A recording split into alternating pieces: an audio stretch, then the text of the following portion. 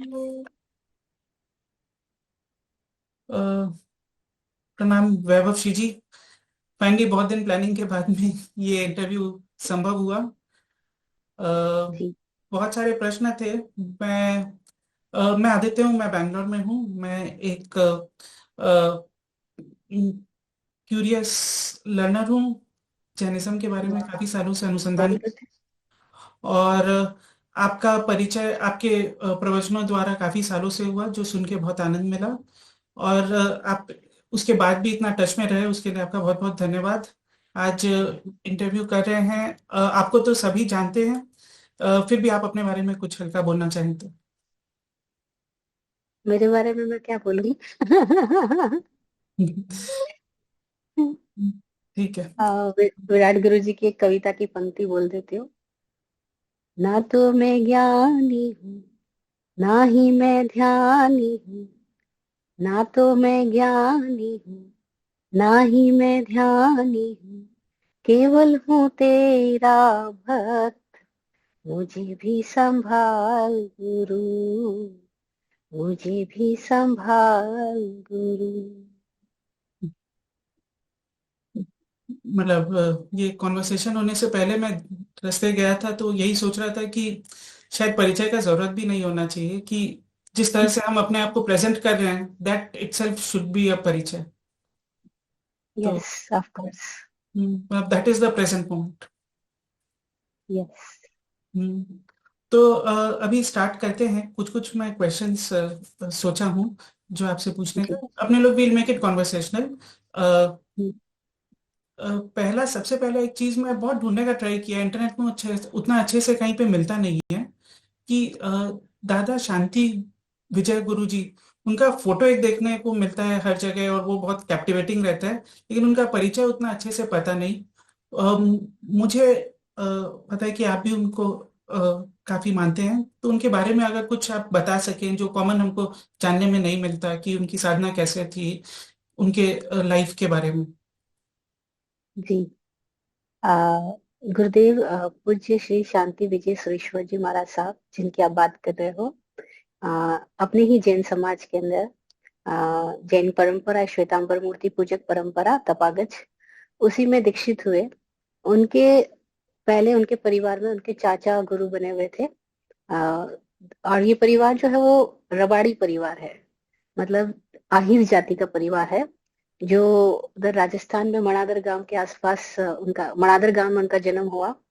और वहां पर जो लोग गाय भैंस चराते हैं, वो एक जाति होती है, क्षत्रिय कुल की होती है, आहिर जाति कहलाती है। तो उसमें उनका जन्म हुआ। और छोटी सी उम्र में थे, गायों को चराने जाते थे जंगलों में, और जैसे गांव ग्रामीण जीवन होता है वैसा उनका भी जीवन था। लेकिन उनके गुरु की नजर उन पर गिरी, और वो उनको ले गए अपने साथ। और कोई 10-12 साल की उम्र के शायद रहे होंगे गुरुदेव शांति विजय जी महाराज साहब, और अपने गुरु के साथ चल पड़े। गुरु ने उनके अंदर कुछ देखा, और कोई जोत उनको नजर आई होगी उस बालक के अंदर। और उस बालक को उन्होंने कुछ साधना विधि दे करके भेज दिया जंगलों में, कि तुम वहां बैठ के अब ध्यान करो और ये मंत्र सिद्ध करो। और वो छोटा बालक एकाग्र मन से ध्यान करता गया, और क्या क्या स्थितियों तक वो पहुंचता गया। तो बात की स्थिति यहाँ तक आ गई कि वो किसी परंपरा में दीक्षित जरूर हुए, लेकिन किसी परंपरा के फॉलोवर नहीं हुए। उन्होंने अपना सत्य अपने भीतर खोजा, और अपने ही भीतर को साधते साधते साधते साधते ओम अरहम नमः, ओम अरहम नमः की ध्वनि से उनके भीतर में एक विस्फोट हुआ। और कहते हैं कि वो विस्फोट इतना जबरदस्त हुआ कि एक तरफ तो इनका शरीर आ, गिर गया, और दूसरी तरफ उनके भीतर कोई और एक जोत जाग गई। और जो दिव्य शक्तियां हैं वो उनकी भक्त हो गई। तो ऐसे बोलते हैं कि पद्मावती देवी, सरस्वती देवी सब उनके चरणों में उपस्थित हो गई। तो उन्होंने बिना शास्त्र पढ़े शास्त्रों का ज्ञान प्राप्त किया, बिना सूत्रों को पढ़े उनके भीतर से जो निकलता वही सूत्र हो जाता था। और चूंकि वो जंगलों में खूब रहे, तो उनके भीतर में निर्भीकता जो डेवलप हुई, उसकी वजह से पूरे वातावरण में अभय फैल गया। तो उनका एक पिक्चर बहुत फेमस है, आपने जगह जगह देखा होगा, जहाँ उनके पास में शेर और चीता बैठे हैं। तो उनके पास में जंगली प्राणी एकदम बालक के वत आकर के बैठ जाते थे, और उनका वात्सल्य, उनका प्रेम, उनका अभय भाव, उनकी अहिंसा जो उनके भीतर घटित हुई, वो ऐसी थी कि उनको लिए सब प्राणी एक समान है। तो वो अक्सर कहा करते थे कि पूरा विश्व मेरा परिवार है, और सभी प्राणी एक एक ही है, एक ही समान है, तो किसी में भेदभाव मत करो। फिर तो उनका नाम लेकर के कितने लोगों की जीवन नया तिरती गई, उनके जीवित अवस्था में होते हुए बहुत चमत्कार घटित हुए, जिसको हम चमत्कार कहते हैं, क्योंकि आम जनता जिसका कार्य कारण का रिलेशन नहीं समझ पाती, उसको वो मिरेकल बोलती है। तो ऐसी बहुत घटना उनकी जिंदगी में हुई, जिसको पूरे ग्रंथ के अंदर अवेलेबल है। गुरुदेव की पूरे जीवन परिचय का एक मोटी पुस्तक है, वो मांडोली जी में भी मिलती है और जगह जगह भी कहीं मिल सकती। और उनके गुरु ने भविष्यवाणी की थी, उनके गुरु के गुरु ने, दादा गुरु ने, कि जब तुम्हारी परंपरा में कोई ऐसा योगी शिष्य आएगा, तब मांडोली में से 4 पेड़ में से एक पेड़ चला जाएगा। मांडोली में नीम के 4 पेड़ एक जगह पर रोपे हुए थे, जो उनके गुरु की निश्राय में, उनकी दृष्टि में कभी रोपे गए होंगे। और जब ये योगी शांति सुरेश्वर जी गुरुदेव आए, वो एक वृक्ष गायब हो गया। तो वही पहचान हो गई कि ये जो बालक है वो कोई अद्भुत हो रहा है। और फिर तो खैर, वो स्वतंत्रता से पूर्व की स्थिति में जब वो भारत में थे, तो कहते हैं कि उनके पास अंग्रेज लोग भी आए कि हम प्रथम विश्व युद्ध में जीत जाएं, ऐसे कोई आशीर्वाद दो। तो उन्होंने कहा था उस समय कि तुम जब तक गाय का ये मांस खाना और उसको, गाय को काटना बंद नहीं करोगे, मेरा तो आशीर्वाद इस दिशा में कैसे जा सकता है। और अंग्रेजों ने नहीं कहना माना, फिर जो भी खैर स्थितियां पैदा हुई। तो ऐसी बहुत सारी घटनाएं हैं, घटनाओं का तो कोई अंत नहीं है। लेकिन सबसे बड़ी बात क्या है कि कोई विरला संत ऐसा हुआ है हमारी इस जैन परंपरा में, अंगुली पे गिने जा सके ऐसे ही कोई संत है, जैसे स्वामी योगी आनंद गंज जी हुए, जैसे गुरुदेव शांति विजय जी हुए, जो एक्चुअल में संत हुए, जो एक्चुअल में अहिंसा को उपलब्ध हुए, जो एक्चुअल में अभय को उपलब्ध हुए, जो एक्चुअल में आत्मज्ञान को उपलब्ध हुए, जिनके लिए पूरा जगत एक हो गया, एक ही आया हो गया। वो अद्भुत घटना उनके भीतर घटी। और मेरी जिंदगी में कैसे गुरुदेव आए, वो मजेदार घटना है। मैं तो उनको जानती नहीं, लेकिन बचपन में मेरे घर के अंदर एक चित्र उनका लगा हुआ रहता था, तो उसके पीछे उनका नाम नहीं था। तो हम एक योगी का चित्र है, इसलिए उनको प्रणाम रोज करते थे, लेकिन ऐसा नहीं पता ये कौन है क्या नहीं, हमने जानने की कभी उत्सुकता भी नहीं जाहिर की। वो कैलेंडर का मुख पृष्ठ था उसका, नीचे उस पे कैलेंडर था। तो फिर जब मेरी जिंदगी में विराट गुरु जी का प्रवेश हुआ, तो विराट गुरु जी ने शांति सुरेश्वर जी गुरुदेव की भक्ति किया करते थे। और उनकी भक्ति इतनी अद्भुत थी विराट गुरु जी की, कि अगर आपने चित्र देखा हो तो विराट गुरु जी और शांति सुरेश्वर जी गुरुदेव दोनों का चित्र ही लगभग एक सरीका हो गया। विराट गुरु जी के पूरे देह में ही जैसे शांति गुरुदेव प्रकट हो गए हो, ऐसी उनका पूरा जीवन हो गया। और जैसे हम बात कर रहे हैं, हमारे कैसे शब्द फूट रहे हैं, हमें सोच के बोलने की आवश्यकता नहीं होती है। ऐसे ही जब विराट गुरु जी शांति गुरुदेव की भक्ति किया करते थे, तो उनके भीतर से ऐसे भजन फूटते थे, काव्य निकलता था। और वो काव्य ऐसे ही निकल रहा था, बिना सोचे समझे उनके भीतर से पूरे पूरी कविताएं, पूरे पूरी गीतिकाएं निकलती। ऐसे हजारों भजन गुरुदेव के भीतर से गुरुदेव विराट गुरु जी की आंखों में आंसू आ जाते। और जब वो भक्ति में डूब जाते, तो चारों ओर का वातावरण बदल जाता। इसकी मैं प्रत्यक्ष साक्षी हूँ। कितना पूरा माहौल जो एकदम डिफरेंट हो जाता, आप सोच नहीं सकते। ऐसा कुछ एकदम एकदम दिव्य माहौल हो जाता था, एकदम डिवाइन, एकदम सुगंधित हो जाता, सब कुछ बदल जाता। तो वहाँ जितने लोग होते थे, वो लोग अनायास ही कोई एक अलग ही ऊर्जा से जैसे खींचे चले जा रहे हो, ऐसा वातावरण पैदा हो जाता था। और फिर जो लोग आए हैं, चाहे उनके भीतर कोई भी कारण रहा हो, कोई अपनी अपेक्षाएं लेकर आया है, क्योंकि संतों के पास लोग अपनी अपनी इच्छाएं, बहुत सारी कामनाएं लेके जाते हैं। कोई कुछ भी ना करे, लेकिन वो वातावरण ही ऐसा हो जाता था कि इनमें से कितने लोगों की स्थितियां बदल जाती थी। कोई बीमार ठीक हो जाती, कोई की किसी की इच्छा पूरी हो जाती। ऐसा मैंने गारंटी नहीं देती सबकी हो जाती, लेकिन पता नहीं बहुत सारे लोगों की बहुत सारी स्थितियां बदल जाती। तो कोई एक लोग ऐसे भी थे जिनके भीतर में कोई मांग नहीं थी, केवल गुरु के दर्शन की मांग थी। तो उनको गुरु के प्रत्यक्ष दर्शन भी हो जाते, प्रत्यक्ष साक्षात्कार भी हो जाता। ऐसा भी हुआ है, और मैं उसका जीवित प्रमाण हूँ। तो इतना अद्भुत विराट गुरु जी की भक्ति से जो माहौल पैदा होता है। और विराट गुरु जी भी इतने अद्भुत गुरु हुए कि उनको भी देहधारी इतने सारे संत महात्माओं में कोई गुरु नहीं मिला, क्योंकि आ, वेशधारी तो बहुत संत होते हैं, लेकिन एक्चुअल आत्मज्ञानी गुरु हो, वो रियल हो, कोई निर्ग्रंथ हो, वो रेयर होता है। रेयरेस्ट टू रेयर घटना है कि कोई निर्ग्रंथ हो। होना तो बहुत आसान है, बहुत सीधी सरल बात है, क्योंकि धर्म कभी जटिल नहीं होता। लेकिन स्थिति ऐसी है कि इतने सारे वेशधारी साधु मिल जाएंगे, चाहे वो किसी पंथ के हो, किसी परंपरा के हो, किसी परिपाटी के हो, किसी संप्रदाय के हो, लेकिन असली जो निर्ग्रंथ संत है, जो भय मुक्त हो गया है, जो ग्रंथियों से मुक्त हो गया है, वो मिलना बहुत दुर्लभ। और विराट गुरु जी वेशधारी संत नहीं थे, प्रतिरूपित नहीं थे, यूनिफॉर्म नहीं थे, लेकिन असली थे। और उनको भी कोई असली नहीं मिला, नहीं, और कहाँ मिला? वो डिवाइन शांति सुरेश्वर जी गुरुदेव मिले।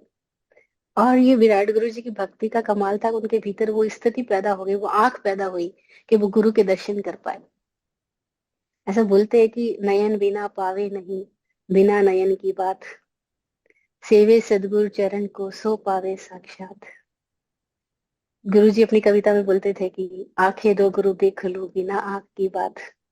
तो वो आंख मिल जाए जिसे बिना आंख की बात दिखाई पड़ जाए, वो अद्भुत है। और वो गुरु की कृपा से ही मिलती है। तो विराट गुरु जी में वो स्थिति पैदा हुई कि वो शांति सुरेश्वर जी गुरुदेव के दिव्य रूप को भी प्रत्यक्ष कर पा रहे थे। और उनकी आशीर्वाद से, उनकी अतिशय प्रभाव से हमारे ऊपर भी गुरु की कृपा बरसी। तो हमने चूंकि प्रत्यक्ष अनुभव किया, तो अब हम उसको मानते हैं, गुरुदेव को, ऐसा नहीं है, हम जानते हैं।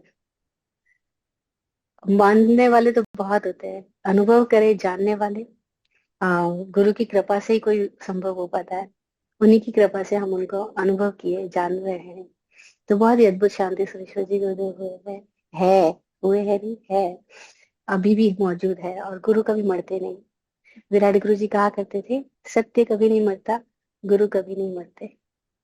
सत्य और गुरु की कभी विदाई और जुदाई होती ही नहीं है। वो गुप्त हो सकते हैं, लुप्त कभी नहीं होते। और गुप्त इसीलिए क्योंकि हम लायक नहीं है। अगर हम लायक हो तो हमारे लिए कुछ गुप्त भी नहीं है, तो सदा प्रकट है, अमर ज्योत है वो तो शांति सुरेश्वर जी गुरुदेव के बारे में आपने पूछा, तो एक ऐसी अमर ज्योत है, ऐसी एक जागृत चेतना है जो पूरे विश्व में व्याप्त है। देह सिर्फ अभी इस शरीर में नहीं है, लेकिन किसी और शरीर में तो मौजूद है। और वो जाते हुए बोल के गए थे कि मांडोली जी में मैं रहूंगा। तो उनका मांडोली जी में भी कोई ऐसा जीवित विग्रह है जो उन्हीं के कृपा से वहां पे स्थित हो पाया है, प्रतिष्ठित हो पाया है। और तब तो जगह जगह पर है उनके विग्रह, जगह जगह उनके मंदिर बने हैं, गुरु मंदिर खूब जगह पर है, भारत में भी और भारत के बाहर अमेरिका वगैरह में भी है। तो अद्भुत बात तो यह है कि हम कैसे गुरु से कनेक्ट हो जाएं। गुरु तो सदा है, चाहे उनके नाम कितने अलग अलग हो, रूप कितने अलग अलग हो, उनकी कहानियां कितनी अलग अलग हो, चाहे वो विराट गुरु जी के नाम से हो, विजय शांति सुरेश्वर जी गुरुदेव के नाम से हो, या कोई और नाम ले ले, श्रीमद राजचंद्र जी ले ले, दादा भगवान ले ले, न जाने कितने नाम ले ले, लेकिन जो एक्चुअल गुरु है वो तो एक ज्योत रूप है, सदा मौजूद है, सदा है। हम अवेलेबल हो जाए, बस इतनी बात है। एक जो उनके फोटो को देख के इम्पोर्टेंट चीज दिखता है कि उसमें शेर रहते हैं और भी जानवर हम्म। रहते हैं। आप बोले कि वो उनका आभा मंडल ही ऐसा था कि अभय को क्रिएट कर देता हम्म। था। लेकिन क्या ऐसा भी होता है कि जानवर हमसे बात कर पाते हैं, ऐसे संतों से बात कर पाते हैं क्या? वो उनसे बात भी करते थे? एक तो ये प्रश्न है। और दूसरा, हम्म। क्या जानवर भी मुक्त हो सकते हैं, मोक्ष जाते हैं जानवर रूप में ही, या हम्म। फिर इंसान का रूप उनको धारण करके ही मुक्ति होता है? आ, जानवर कई कई अर्थों में इंसान से ज्यादा समझ लेते हैं। उनके पास वो भाषा तो नहीं जो इंसान के पास है, कि उनके पास अपनी कोई भाषा है। जैसे हम कहते हैं बच्चों के पास वो भाषा नहीं जो एक जवान के पास है ना। जवान कितनी बोलियां बोल सकता है, बच्चा तो उआ उआ करता है। लेकिन कई बार बालक जो समझ लेता है वो युवा नहीं समझ पाता, क्योंकि वो अपनी भाषा, अपने विचार अपने शब्दों में इतना कॉम्प्लिकेटेड हो जाता है, डूब जाता है। तो जानवर के पास संवेदनशीलता अद्भुत होती है। और जो प्रेम, जो अभय जानवर महसूस कर लेता है, कई बार इंसान नहीं महसूस कर पाता। तो गुरुदेव के साथ इतना अद्भुत था कि शांत शेर, चीता, और भी कोई भी प्राणी, जंगल के प्राणी सब उनके साथ ऐसे रहते थे जैसे वो उनके बालक हो, उनके आसपास आके बैठ जाते थे। अब उनके और गुरुदेव के बीच में जो वार्ता होती थी वो बिना जुबान की वार्ता थी, बस वो एक संवेदना से वार्ता हो जाती थी। और ऐसी वार्ताएं होती रही है। अभी हमने महर्षि रमन के आश्रम में हम गए थे, स्वामी विकास जी हमें लेकर के गए। उन्हीं की कृपा से मैंने इतने सारे आश्रम, इतने तरह तरह के गुरुओं को मैं, और कई सारी स्थितियों को मैं जान पा रही हूँ। तो जो एक्सप्लोर हो पा रहा है वो स्वामी जी के साथ एक अद्भुत एक्सप्लोरेशन हो रहा है। तो जब महर्षि रमन के आश्रम में गए तो वहां पता लगा कि वहां पे महर्षि रमन की तो समाधि है ही, वहां एक कौवे की समाधि है, एक कुत्ते की समाधि है, एक गाय की समाधि है, और एक बंदर की समाधि है। और ऐसा बोलते हैं कि वो महर्षि रमन के सामने ही वो लोग विमुक्त हो गए। वो महर्षि रमन को इतना महसूस कर पाते थे, इतना पी पाते थे। जो महर्षि रमन के भीतर एक घटना घटी है, आध्यात्म योगी वो भी हुए जैसे गुरुदेव शांति जी। तो वो गाय महर्षि रमन को कमरे में ऐसे झांकती थी खिड़की से, और जब रमन देख ले तो बस उसको शांति। और उनके बीच में क्या वार्ता होती थी वही जाने। ऐसे एक कौवा भी, ऐसे एक बंदर भी, ऐसे एक कुत्ता भी। होते तो बहुत सारे बंदर, बहुत सारे कुत्ते, बहुत सारे कौवे, लेकिन कौवे के लिए हम सोच ही नहीं सकते कि क्या कोई कौवा भी समाधि को उपलब्ध हो सकता है। लेकिन महर्षि रमन ने खुद ने बोला ये समाधि को उपलब्ध हुआ है, इसकी समाधि बनाई जाए। तो जंगली प्राणी हम सोचते जानवर है, ये क्या मुक्त हो सकते हैं क्या, लेकिन मुक्त हो सकता है। और ये भी एक विरल घटना है, अद्भुत घटना है। सामान्यतया तो नहीं होते, क्योंकि साधारणतया तो होना आसान नहीं है। लेकिन कोई ऐसे महर्षि रमन जैसे संत महात्मा के अतिशय वलय में रह करके अगर कोई अपने भीतर जरा भी शांत हो पाए तो वो मुक्त हो सकता है। और ये हुआ है। तो हम कैसे कह सकते कि वो नहीं हो सकते। कुछ घटनाएं हुई है जो बताती है कि हो सकता है। तो हमें कोई भी निष्कर्ष नहीं निकालना चाहिए, पर हम ये देखें कि हम जानवर से अपना आप को श्रेष्ठ मानते हैं, तो क्या वाकई है क्या हम, क्या वाकई हम मुक्त हो रहे हैं क्या, या क्या पता हम भी जानवर ही है अभी। अभी हम भी चमड़ी की खोल में, पशु की खोल में कैद हो, क्या कहीं ऐसा तो नहीं है। क्योंकि हमारे में और पशु में लगभग तो सब समानता है। आहार निद्रा भय मैथुन सामान्य मेतत् पशुभिर नराणाम। पशु में और मनुष्य में आहार निद्रा भय मैथुन सब समान है। केवल मनुष्य में अगर धर्म पैदा हो जाए, धर्मो ही तेषाम् अधिको विशेष, धर्म आ जाए तो मनुष्य जानवर से कुछ ऊपर उठा। धर्मेण हीना पशु भी समाना। धर्म के बिना तो जहाँ मनुष्य भी पशु के समान ही है। क्योंकि वो करता क्या है, खाता पीता सेक्स करता, रिप्रोडक्शन करता, और अपने सुरक्षा के लिए, अपने भाई से बचने के लिए सारा इंतजाम करता है, और पूरी जिंदगी इसी में खत्म कर देता है। तो एक अर्थ में तो हम भी पशु है, और किसी अर्थ में पशु भी इंसान से बड़ा हो सकता है। ऐसी घटनाएं भी घटी है। और गुरुदेव शांति विजय जी के साथ भी ऐसी घटी, भगवान महावीर के साथ भी ऐसी घटी, जहाँ उनके आसपास गाय और शेर दोनों एक ही साथ बैठे हैं। डर ही खत्म हो गया गाय के भीतर शेर का। कितनी अद्भुत बात है। क्योंकि कोई अभय को उपलब्ध हुआ है तो उसके पास में भी भय मुक्ति का माहौल पैदा हो जाता है। हिंसा, हिंसक प्राणी की हिंसा समाप्त हो जाती है। तो वे लोग भी मुक्त हुए हैं। और कोई एक भाव करके मुक्त हो और कोई अभिमुक्त हो जाए, मुक्त हो रहा है, ये बड़ी घटना है। जय हो। ये मुक्त होना जो हम बोलते हैं, मतलब जैन धारणा में उसको मोक्ष के साथ जोड़ते हैं, और मोक्ष को केवल ज्ञान के साथ जोड़ते हैं। और केवल ज्ञान ज्ञान का ऐसा डिस्क्रिप्शन रहता है कि वो सर्व पर्याय और सर्व द्रव्य को जानता है। अ, हम्म। तो क्या मुक्त या केवल ज्ञान का यही मतलब है, या कुछ और मतलब है? देखो, केवल ज्ञान का मतलब हम अज्ञानी लोग तो कैसे निकालेंगे। ये क्वेश्चन ही हमारे लिए आउट ऑफ सिलेबस है। चाहे उसके लिए किताबों में कितना ही लिखा हो, सर्वद्रव्य पर्याय यीशु केवलम, कि जो सभी द्रव्य और द्रव्य के सभी पर्यायों को जाने वो केवल ज्ञान है। सूत्र से हम समझ सकते हैं। लेकिन हकीकत तो क्या है, केवल ज्ञान की व्याख्या हम नहीं कर सकते। इतना ही कह सकते कि जब जिसके भीतर से अंधेरा समाप्त हो गया, हम सबके भीतर अगर आंख बंद करके देखें तो भी हमें अंधेरा नजर आता है। अभी हमें अपने भीतर की गति कैसे करनी वो नहीं मालूम, बाहर गति कैसे करनी हमें मालूम है, अपने भीतर की गति कैसे करना वो हमें मालूम नहीं है। लेकिन जिन्होंने अपने भीतर गति कर ली और बाधा मुक्त गति को उपलब्ध हो गए, उन्होंने बोला कि अरे अव्ययवाद आनंद है, और आनंद ही हमारा स्वरूप है, आनंद और हम अलग नहीं है। तो उस आनंद को किसी ने सच्चिदानंद शब्द से बोला, किसी ने केवल ज्ञान शब्द से बोला, किसी ने मोक्ष शब्द से बोला। तो अभिव्यक्ति अलग अलग हो सकती है, लेकिन मजेदार बात क्या है कि हम किससे मुक्त हुए, हम अपनी ही उस धारणा से मुक्त हुए जहां हमने मान रखा है कि मैं संसारी हूँ, मैं इंसान हूँ, मैं स्त्री हूँ, मैं पुरुष हूँ। ये सब हमारी मान्यताएं हैं, क्योंकि हमने इसको माना हुआ है, ओढ़ा हुआ है, हम जान नहीं रहे हैं। क्या कोई ऐसी स्थिति भी है कि जहाँ हम अपने आप को जान ले कि मैं हूँ क्या? हाँ, कुछ लोगों ने जाना और उन्होंने कहा हाँ ऐसी स्थिति है कि जहाँ हम अपने आप को जान लेते हैं कि हम है क्या। तो जब हम अपने आप को जान लेते हैं, तो फिर ज्ञाता, ज्ञान और ज्ञेय तीन अलग अलग चीजें नहीं बचती। अभी ज्ञाता अलग है, जानने वाला अलग है, जो जाना जा रहा है वो अलग है। जैसे आप मुझे देख रहे हो, तो आप अलग हो और मैं जिसको देख पा रहे हो आप, वो अलग है ना? तो यहाँ दृष्टा अलग है, दृश्य अलग है, ज्ञाता अलग है, ज्ञेय अलग है। कोई एक ऐसी स्थिति आती है जहाँ ज्ञाता, ज्ञेय और ज्ञान तीनों अलग नहीं रहते, ओनली ज्ञान ही रहता है। The only knowledge is called केवल ज्ञान। केवल ज्ञान का मतलब क्या है?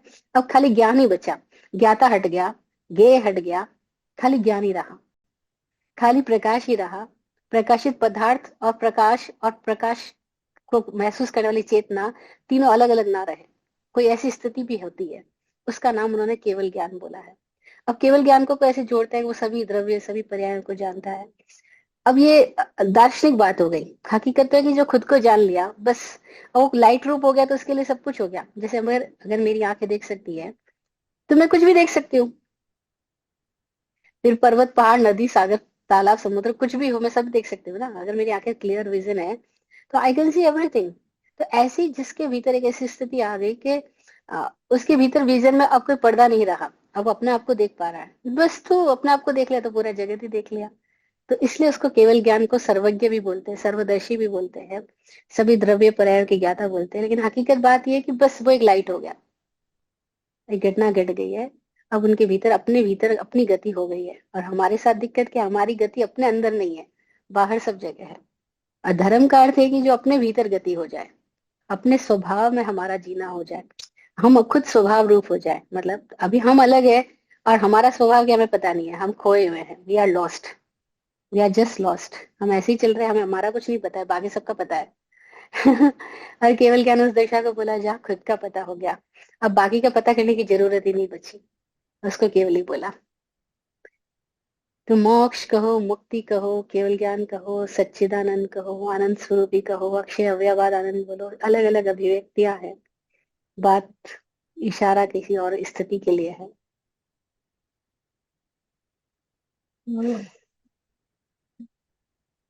अ, एक क्वेश्चन आता है कि जो मुक्त हो जाते हैं, अ, उनके भी मुक्त होने और सिद्ध होने के बीच में, या फिर उनके देह छोड़ने के बीच में कुछ फासला रहता है कि कुछ समय हम लोग मुक्त अवस्था में ही जीवित भी रहते हैं। तो हम्म। अब जीवन यापन करने के लिए कुछ ना कुछ हिंसा का सहारा सभी को लेना पड़ता है, कि मतलब नेचुरली अपने लोग कुछ भी खा रहे हैं, कुछ भी क्रिया कर रहे हैं, तो उसमें डायरेक्ट या इनडायरेक्ट कुछ ना कुछ हिंसा तो होता ही है। तो हिंसा और मुक्ति का क्या रिलेशन कोई है या नहीं है कोई रिलेशन?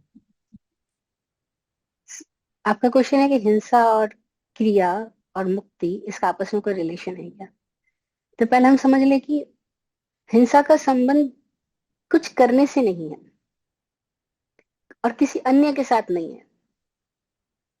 अगर कोई व्यक्ति केवली अवस्था को उपलब्ध हो गया लेकिन अभी उसको निर्वाण नहीं हुआ है, मुक्त तो हो गया है लेकिन अभी निर्वाण नहीं हुआ है, तो वो शरीर में हो।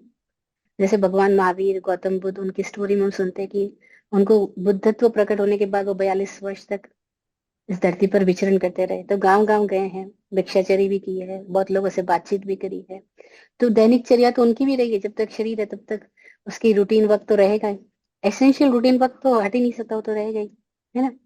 तो हमारा प्रश्न ये है कि वो सब क्रिया करते हुए क्या उनको हिंसा होती है या नहीं होती है? हिंसा हो ही नहीं सकती, क्योंकि हिंसा होने का जरूरत है जब हमारे भीतर कोई द्वंद्व हो, जब कोई द्वैत हो, जब डुअलिटी हो। हिंसा का संबंध किसी अन्य से नहीं है, हिंसा का मतलब है हमारे भीतर में द्वंद्व की अवस्था। जैसे राग और द्वेष द्वंद्व है, लाइकिंग डिसलाइकिंग द्वंद्व है, अच्छा बुरा द्वंद्व है ना। जब तक हमारे भीतर कोई भी तरह का द्वंद्व है, डुअलिटी है, कोई भी कॉम्प्लिकेशंस है, तब तक हम हिंसक है। हम कुछ कर रहे हैं या ना कर रहे से कोई फर्क नहीं पड़ता। हम एक ऐसे कमरे में बैठ जाए पूरे स्थिति में जहां हमें कुछ भी ना करना पड़े, एवरीथिंग हैपेंस इटसेल्फ। हम कुछ भी नहीं कर रहे हैं, हम सिर भी नहीं हिला रहे हैं, है ना, हम आंख बंद करके बैठ जाए, अच्छा है, आंख भी नहीं हिला रहे। लेकिन अगर हमारे भीतर ग्रंथियां है, हमारे भीतर ड्युअलिटी है, हमारे भीतर कॉम्प्लेक्सेस है, तो हम बिना कुछ के भी हिंसक है। हिंसा का संबंध हमारा होनेपन से है। तो भगवान ने स्वभाव को अहिंसा बोला। अहिंसा यानी स्वभाव, हिंसा यानी परभाव, विभाव, स्वभाव से विपरीत दिशा में चले जाना, स्व की दिशा में न जाके पर की दिशा में चले जाना, उसको हिंसा बोला है। तो बुद्धत्व की वो अवस्था में वहां केवल स्वभाव ही रहता है, विभाव समाप्त हो गया, कोई गुंजाइश ही नहीं बची, तभी तो बुद्धत्व हुआ। तो उनको कोई हिंसा होती नहीं। और अगर हम बुद्धत्व में नहीं है, हम अपनी स्थिति में नहीं, अपने स्वभाव में नहीं है, स्वरूप में स्थित नहीं है, स्वस्थ नहीं है, तो हम कुछ भी करें या ना करें हमसे हिंसा हो ही रही है, क्योंकि हम खुद हिंसक है। तो हिंसा को क्रिया से मत तोलो, क्योंकि भगवान से जब पूछा गया कि भगवान हिंसा कहाँ, पाप कहाँ, खाने में, पीने में, चलने में, उठने में, बैठने में, सब में पाप लगता है।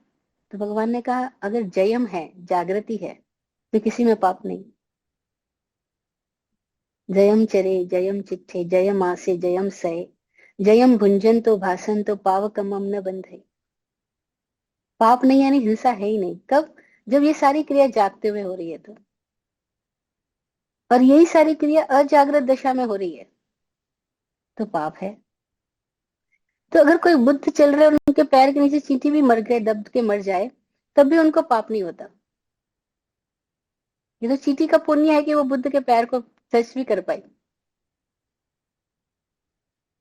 चाहे चींटी समझे या ना समझे, अगर वो बुद्ध के पैर के पास आकर के दब के मरी भी है, तो उसके प्राण तो ऊपर की दिशा में बढ़े होंगे। जैसे हम अपने एग्जाम्पल से समझे, फूल खिला है, उसको पता हो या ना पता हो, लेकिन हम उसके पास से जाते तो हमें खुशबू मिल जाती है। ऐसी गंदगी का ढेर पड़ा है, उसे पता हो या ना पता हो, लेकिन हम उसके पास से गुजरते हैं तो हमें बदबू मिल जाती है। तो ना गंदगी का ढेर इंटेंशनली कुछ कर रहा है, ना फूल इंटेंशनली कुछ कर रहा है। फूल इंटेंशनली हमको खुशबू नहीं दे रहा है। फूल का इंटेंशन नहीं है कि मैं इसको दूं, इसको ना दूं, लेकिन उसका होना ही ऐसा है कि खुशबू फैलती है। गंदगी के ढेर का होना ही ऐसा है कि बदबू फैलती है। तो बुद्ध महावीर ये फूल हो गए, फ्लावर ऑफ द ह्यूमैनिटी हो गए। इनके भीतर कोई स्थिति है जो खिल चुकी है, उनकी चेतना पूरी खिलावट में आ गई है, तो इनसे खुशबू ही फैलती है, इसलिए हिंसा होती नहीं। और हम ऐसे हैं जिनके भीतर अजागृति है अभी, तो हमारे होने से ही हिंसा है। तो हमारे होने से मतलब जब तक बुद्ध नहीं हो जाते हिंसा तो हम करेंगे ही। तो उसमें कुछ जी क्या कम और अधिक होता है, हम कितने ज्यादा अजागृत हैं उस हिसाब से हिंसा का जी जी, कम या इसका बेसी संबंध होता है। हमारे भाव, हमारी स्थिति से, हमारे भाव दशाओं से है। हम्म। अगर हम कोई ऐसी स्थिति में होते हैं जब हम प्रेमपूर्ण होते हैं, करुणापूर्ण होते हैं, समत्वपूर्ण होते हैं, तब हमारे होने से भी हिंसा नहीं फैलती है। लेकिन हम हर वक्त नहीं होते ना प्रेम पूर्ण। हमारे जिसको हम प्रेम कह रहे हैं, हमारे प्रेम में भी अपेक्षाएं, उम्मीदें, वासनाएं, कामनाएं सब जुड़ी होती है। तो वो तो मोह हो गया, फिर वो प्रेम ही नहीं हुआ। तो मोह दशा का मतलब हिंसक है, और प्रेम दशा का मतलब अहिंसक है। और प्रेम का मतलब है एकत्व भाव, वहां डुअलिटी नहीं है, दो नहीं है। यहीं पे थोड़ा इसलिए कंफ्यूजन हो जाता है कि अब एकत्व भाव है, समझ लीजिए एक फल है जिससे मैं एकत्व भाव फील कर रहा हूँ कि वो और मैं एक ही है, और लेकिन मुझे भूख भी बहुत जोर से लग रहा है। तो अब जब उसको बाइट करूंगा या कट करूंगा उसको कुछ पीड़ा तो होगा, तो नहीं एक बार होगा। पीड़ा नहीं होगा।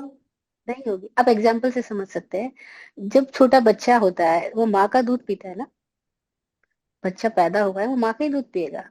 तो बताओ, माँ को दूध पिलाने में पीड़ा होती है? अगर बच्चा दूध चूंगता हुआ कभी माँ के स्तन को कट काट भी दे, अभी तो काटेगा नहीं, अभी दांत नहीं आए, लेकिन जब उसको दांत आने लग जाते हैं तो कई बार वो काट भी देता है, तब भी माँ को पीड़ा नहीं होती है। कष्ट हो सकता है, पीड़ा नहीं हो सकती है। वेदना हो सकती है, दुख नहीं होता है। वेदना तो होगी, संवेदना तो हमारा स्वभाव है, तो संवेदना तो होगी, सेंसिटिविटी तो है ही, हम प्राणी मात्र में है। तो उसको संवेदना तो होगी, लेकिन उसको कष्ट नहीं होएगा, उसको दुख नहीं होगा। बल्कि माँ दूध ना पिला पाए बच्चे को, या बच्चा दूध ना पी पाए माँ का, तो माँ को पीड़ा होती है। हम्म। हम एक तरफा देखते हैं ना, हम दो तरफा नहीं देखते। अभी हमें नहीं पता एप्पल की क्या संवेदना है, हमने माना है कि एप्पल को कट करने से एप्पल को कष्ट हो रहा होगा। ये हमारी मानने से आ रहा है, ये हमारे कोई अनुभव से नहीं आ रही बात। हमने एप्पल की स्थिति को अनुभव अपने से नहीं किया है। हमने ये सुनी सुनाई बात परंपरा से मान ली है कि हम वनस्पति का छेदन भेदन करते हैं तो कष्ट होता है, हम पानी को यूज करते हैं तो कष्ट होता है, हवा को जानवरों यूज में करते हैं दिखाई तो। भी देता है ना कि मतलब जिन जानवरों को भी, मतलब एप्पल का मैं एग्जांपल दिया, जिन लोग हाँ मांसाहार करते हैं उन लोग भी मांस अपने आहार संज्ञा को मिटाने के लिए ही कर रहे होते हैं। तो उसमें तो दिखाई दे रहा होता है कि पेन है, उन लोग भागने का कोशिश कर रहे हैं, लेकिन हाँ, और संज्ञा जो कर मिटाने। रहा है वो खुद भी पेन में है ना। हम्म। पहली बात है, जो उन जानवरों को मार रहा है वो खुद भी पेन में है। और हम्म। वो खुद पेन में इसीलिए वो दूसरों को पेन दे रहा है। वो खुद भी भय में है और औरों में भी भय फैला रहा है। तो वो हिंसक ही हिंसा बढ़ा सकता है। हम्म। और हम अभी कह रहे हैं ना, मान लो मेरा एकत्व भाव है, नहीं, मानना होता ही नहीं है। वो होता है तो होता है, वो फिर अनुभव होता है। और नहीं होता है तो अभी हम जो मानना कह रहे हैं उसमें मानना का मतलब ये है नहीं। सिंपल सी बात है। जैसे कोई प्रकाश को मानता नहीं है, अगर प्रकाश का अनुभव है तो है। हम नहीं कह सकते कि मैं प्रकाश को मान रहा हूँ कि प्रकाश है इस टाइम में, नहीं, हम अनुभव कर रहे हैं कि प्रकाश है, तभी तुम देख पा रहे हैं, है ना। हम्म। तो हम रोशनी को मान नहीं रहे हैं, हम रोशनी को फील कर रहे हैं, एक्सपीरियंस कर रहे हैं ना। तो अहिंसा अनुभव की बात है। और हिंसा वो है जो बिना जीवंतता के पैदा हो रही है। हमारे में चूंकि लाइवलीनेस नहीं है, हमारे में चूंकि अवेयरनेस नहीं है, हमारे में चूंकि हम एनलाइटन नहीं है, तो ही हिंसा पैदा हो रही है। अब फिर उसमें कैटेगरीज अलग अलग हो सकती है। कोई पृथ्वी पानी की बात कर रहा है, कोई जानवरों की बात कर रहा है, कोई इंसानों की मार रहा है। अब देश भी तो आपस में लड़ रहे हैं, आदमी आदमी को मार रहा है। इससे बड़ी तो क्या बात होगी। तो वो क्यों मार पा रहा है? क्योंकि वो इतना मूर्छित है, इतना बेभान है। उसको अपने होने का भी नहीं पता, उसको किसी के दूसरे के होने का भी नहीं पता। उसकी संवेदना इतनी गिर चुकी है, संवेदना का स्तर इतना गिर चुका है। तो उसको आदमी कहना भी कठिन बात है। हाँ, वो हिंसा है। क्यों हिंसा है? क्योंकि वो लोग बेभान है, मूर्छित है। और भगवान ने मूर्छा को परिग्रह कहा, मूर्छा को पाप कहा, प्रमाद को कर्म बंधन कहा, प्रमाद को हिंसा बोला। तो हम क्रिया में, क्योंकि हो सकता है हम जानवर ना मार रहे हो। जैसे बोलते हैं, जैनियों के लिए बोलते हैं, बनियों के लिए बोलते हैं कि भाई ये पानी तो छान के पीता है लेकिन खून अनछाना पी जाता है। ऐसे तो बोलते हैं हम प्याज नहीं खाते, लेकिन प्याज खाने में आदमी दूसरे आदमी को मार डालता है। प्याज के चक्कर में किसी लोगों की पूरी जिंदगी मर जाती है, लेकिन वो प्याज खाने को छोड़ते नहीं है। कितने हम सूदखोर है, कितने प्याज खोर है। अब हम एक तरह से तो नहीं मार रहे हैं, हम कहेंगे नहीं भाई, हम तो प्याज भी नहीं खा रहे, हम तो पानी भी छान के पी रहे हैं। लेकिन हम क्या क्या नहीं कर रहे हैं। हम कहाँ धोखेबाज नहीं है, कहाँ झूठ नहीं है, कहाँ हम चोर नहीं है, कहाँ हम बेईमान नहीं है। हम अपने आप की नजरों में क्या है? तो हिंसा हिंसा का संबंध इससे नहीं है कि हम प्याज खाए या ना खाए, हम रात को खाए या ना खाए, इसका संबंध अपनी स्थिति से। और बहुत बुद्ध पुरुष ऐसे भी हुए होंगे जो रात्रि भोजन भी कर रहे होंगे, जो वनस्पति पे चल रहे होंगे, क्योंकि जब जंगलों में रह रहे हैं तो कहाँ चलेंगे? क्या आप कल्पना करो, जंगलों में सीमेंटेड सड़क बनी होगी जिसपे वो चल रहे होंगे? तो जंगल में ही चल रहे हैं ना, घास फूस पे ही चल रहे हैं ना। हम्म। तो हमने मान लिया टच कर लिया तो पाप लग गया। हम्म। इतनी नॉनसेंस बातें हमारे समाज में फैला दी गई, और हम बिना उसको अनुभव से जाने ऐसे ही कुछ भी मानते जाते हैं। और फिर उसके ऊपर लॉजिक बिठाने की कोशिश करते हैं। पहले तो बेस ही गलत, क्योंकि बेस में मान्यता है, अनुभव नहीं है। और फिर मानने के ऊपर हम लॉजिक बिठाने की कोशिश करते हैं, और फिर लॉजिकली आपस में लड़ते झगड़ते रहते हैं, बहस करते रहते हैं, जिसका कोई अंत ही नहीं हो सकता। तो don't go in the direction of logic, in the direction of मानना, बिलीव करना, फॉलो करना, नो। जैन होने का मतलब ये जो कुछ भी नहीं मानता है। जैन होने का मतलब ये जो मानेगा ही नहीं, जो बिलीवर नहीं है, जो जानने की दिशा में जा रहा है, जो मानने की दिशा में नहीं जा रहा है, जो एक्सपेरिमेंट और एक्सपीरियंस की दिशा में जा रहा है, वो जैन है। और जो बिलीफ सिस्टम की तरफ जा रहा है, फॉलोवर बनने की कोशिश कर रहा है, वो जैन ही नहीं है। जैन के नाम पे वो जैन नहीं है। तो फर्स्टली प्राइमरी स्टेज पे हमें प्राइमरी क्लास की फर्स्ट टीचिंग हमारी प्रॉपर नहीं है। हमको बचपन से सब कुछ मनाना सिखाया गया। तो हिंसा हमने मानी है, अनुभव से नहीं जानी। और एक बार अनुभव से जान ले, भाई हमने आग में हाथ डाला, हमारा हाथ जला, अब हम दोबारा डालेंगे क्या? क्योंकि हमारा अनुभव हो गया वो। लेकिन हिंसा हमारा अनुभव नहीं बनी है। हिंसा हमारी मान्यता है, इसीलिए हम मानते जाते हैं हिंसा है, फिर भी हिंसा करते जाते हैं। और अगर अनुभव ही बन गई होती तो हम हिंसा कर ही नहीं सकते थे, पॉसिबल ही नहीं था। इसीलिए आचारांग सूत्र का पहला अध्याय एक बात कहता है कि जो जानता है वो करता नहीं, और जो करता है वो जानता नहीं। ये अद्भुत बात है, बहुत अद्भुत सूत्र है। और ये फर्स्ट चैप्टर में बार बार रिपीट हुआ ये सूत्र, कि जो जानता है वो करता नहीं, और जो करता है वो जानता नहीं। तो अ, तो एक चीज आपने बोला जो जयमचर्य वाले बात से, या जागृत अवस्था में अगर हम करें तो हिंसा नहीं होता, और वो एक्सपीरियंस करने से ही होगा, वो बात करने से और लॉजिक करने से नहीं होगा। अ, यस।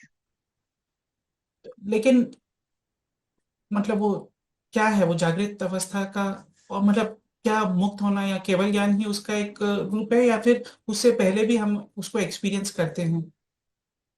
व्हाट आर उसके पहले भी। बेंचमार्क, क्या कि हम अपने सांस को देख के, या अपने हार्मोनल फ्लो को देख के, बायोकेमिकल रिएक्शंस को देख के, किस चीज से हमको ऐसे लगेगा कि हाँ अब हम जागृत हैं या जागृत हो रहे हैं? हम्म, हम जागृत है या नहीं इसका पता हमें कैसे होगा, और उस जागृति की दिशा में हम क्या कर सकते हैं, ये आपका बेसिकली क्वेश्चन है ना? हम्म, तो जागृति की दिशा में बहुत सारे हमें प्रयोग करने होंगे, हम्म, और हम कर सकते हैं, बहुत आसान प्रयोग है। हम्म, और हम है या नहीं इसका पता कैसे लगेगा? जैसे अभी मेरी आंखें खोली है तो मैं आपको देख पा रही हूँ, इट्स ओके। क्या मैं ऐसे ही अपने आप को देख पा रही हूँ? हम्म, तो मैं बोलूंगी नहीं, मैं अपने फिजिकल स्थिति को तो देख पा रही हूँ, लेकिन क्या मैं अपनी मेंटल स्थिति को देख पा रही हूँ? क्या मैं इस मेंटल के बियॉन्ड जो मेरा अपना होनापन है उसको देख पा रही हूँ?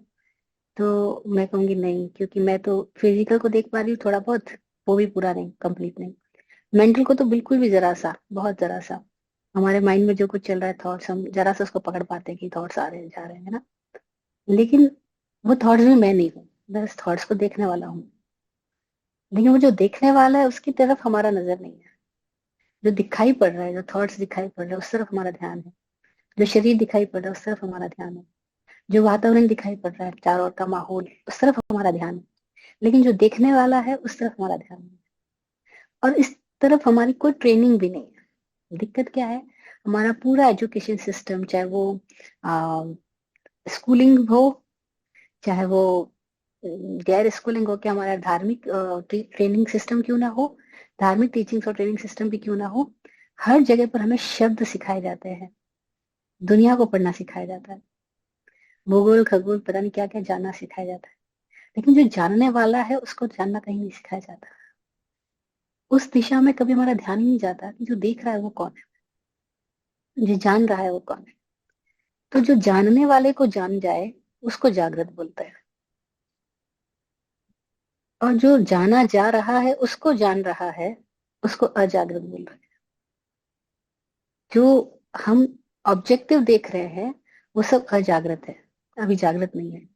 ज्ञानियों की दृष्टि में, हमारी दृष्टि में तो ये भी जागृत होने पर ही हम देख पा रहे हैं, क्योंकि हम नींद में होंगे तो ये भी दिखाई नहीं पड़ेगा। लेकिन हम्म, हम जिसको जागना कह रहे हैं, ज्ञान, उसको भी स्लीप कह रहे हैं, उसको हम्म, भी निद्रा कह रहे हैं।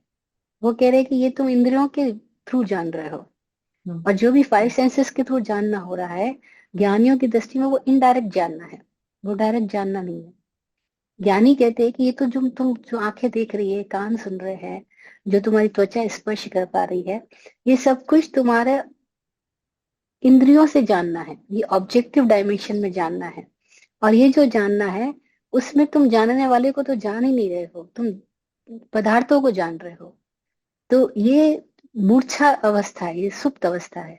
और जब तुम जाग जाते हो तो तुम जो जान रहा है उसके प्रति जाग जाते हो। तो तुम्हारा जागना और जानने वाला फिर एक हो जाता है। उसको केवल ही बोला कि जो जागा और जो जान रहा है वो एक ही हो गया है। वो जो जान रहा है और जो जाग रहा है, जो खुद को देख पा रहा है, वो एक ही हो गया अब।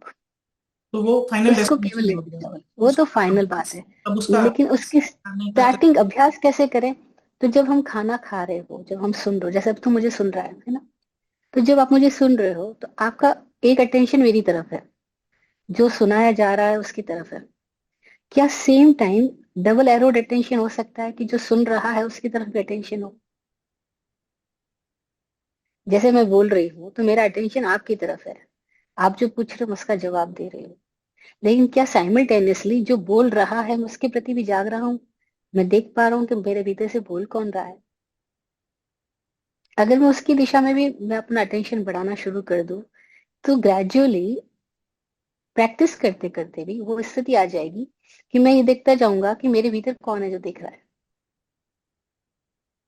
और ये प्रैक्टिस से आएगा। अगर हम सुन रहे हो तो सुनते समय ये प्रैक्टिस कर सकते हैं कि सुन कौन रहा है उसकी तरफ ध्यान दे।